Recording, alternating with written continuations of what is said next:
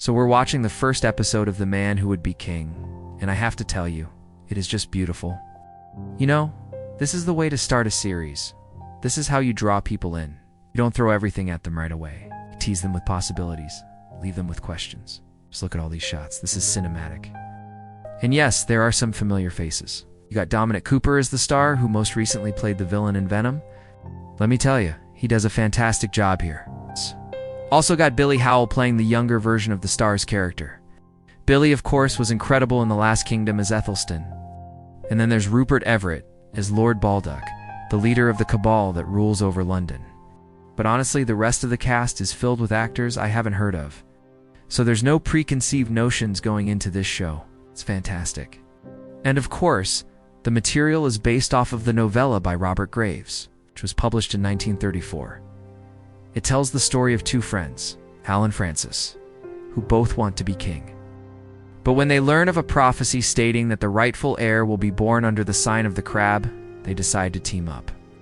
Now, the series is set in medieval England during the reign of King Edward III, although it really doesn't feel like medieval England. There's nothing authentic about this, but somehow it doesn't matter. This world feels fully realized because of the scope and scale they've chosen to go with. They're not trying to make something historical, they're making something fantastical. So let me tell you, it is great fun. I love the characters already. They're complex, multi-dimensional. You can tell that the writers took their time developing these characters. For instance, we meet Hal at a low point in his life. He's not successful. His father was just killed for his beliefs. And now he and his sister are fugitives. He's basically running for his life. And yet underneath it all, he has a good heart, cares about others. He would never hurt an innocent. Then we meet Francis, who's in a very different situation than Hal, but has many of the same problems. He also has a good heart. He cares about others. He would never hurt an innocent. But while Hal feels bad about being a lord and having more than he needs, Francis couldn't care less. And so, you've got two characters that are not so different, but yet are so different. And you can see where they could become allies, but also where they could icily turn on one another. And that's really interesting to me. There's so much potential with this series. And think about it. You've got a group of people called the Cabal that rule London. But outside the city walls, you've got this resistance led by King Edward III.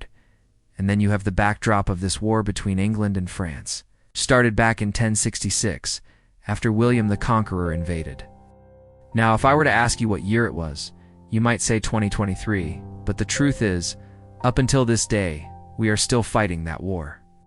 Yes, 1066 was a long time ago, but wars tend to drag on.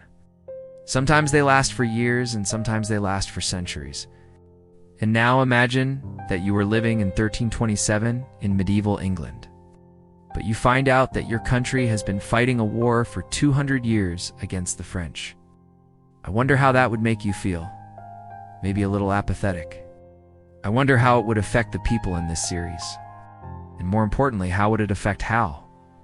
Because Hal's a warrior. Strong, he's cunning, he's brave. He's not afraid of hard work. He's everything that the other soldiers aren't. But why fight a hopeless cause? Why put your life on the line when you're destined to lose? I believe that this question is going to plague him throughout this series. But speaking of Hal and his sister, I loved the scene where Hal was trying to convince her to run away with him. She's only 17 years old, and he's trying to get her to abandon their father's dying wish. He wants her to come with him on the road. He wants to keep her safe. He wants to protect her. She's saying, no, we have to stay with father. I have to make sure he's okay. He needs us.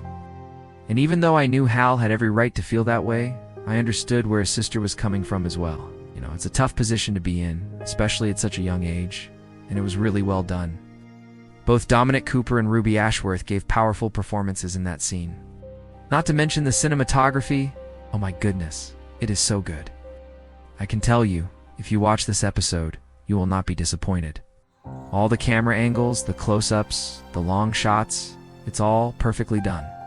I mean, here's a panning shot of the Thames River as Hal approaches London, and I just love how majestic it looks. And as soon as that shot faded, it went to this aerial view of London, and I thought, wow, they really went all out with this. And then, oh snap, it's CGI, but it doesn't matter. It looks so good that it completely draws you in. I don't care if it's CGI or not. It looks amazing. Now, some of you may be saying, you said it's set in medieval England, but it looks nothing like medieval England. Well, you're right, it doesn't. But again, it doesn't have to. They're creating their own world here. It just so happens to take place in medieval England. I mean, if they wanted to make it clear that this isn't supposed to be realistic, all they would have to do is add a dragon or a unicorn, and then boom, fantasy. But instead, they chose to go all out. They chose to make it cinematic. I am here for it. For instance, check out this scene where Hal and Francis are talking about how they're going to become king. And then bam, there's this wide shot of London, and the camera slowly moves upwards. It's just so epic. I have to tell you, it's scenes like this that really drew me in. It's this sense of wonder, this feeling that anything is possible.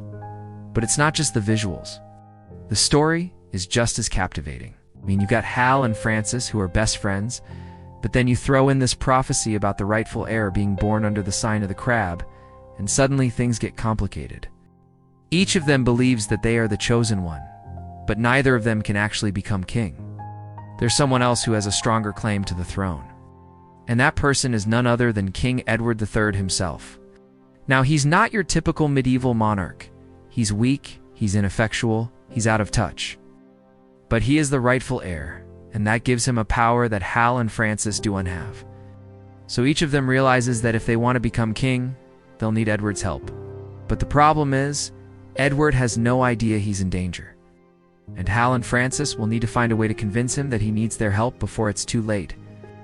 This is going to be one wild ride. I can feel it in my bones. I cannot wait to see what happens next. Will Hal and Francis become friends again? Or will their quest for power tear them apart? What will become of King Edward III? Will he listen to reason, or will he continue to ignore the danger that lies ahead? There are so many questions right now, but thankfully we won't have to wait long to find out the answers. The second episode is already available on Peacock, and I cannot wait to watch it.